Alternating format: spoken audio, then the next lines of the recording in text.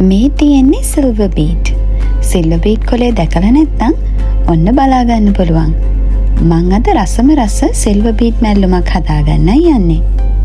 මුලින්ම silver beat කොළ ටික හොඳට හොදගන්න.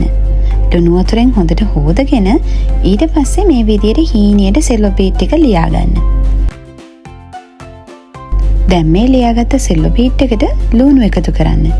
ඊට පස්සේ ලුණුත් එකතු කරන්න. ඊළඟට කහ එකතු කරලා පොල් එකතු කරගන්න. දැන් මැල්ලුම රෙඩි.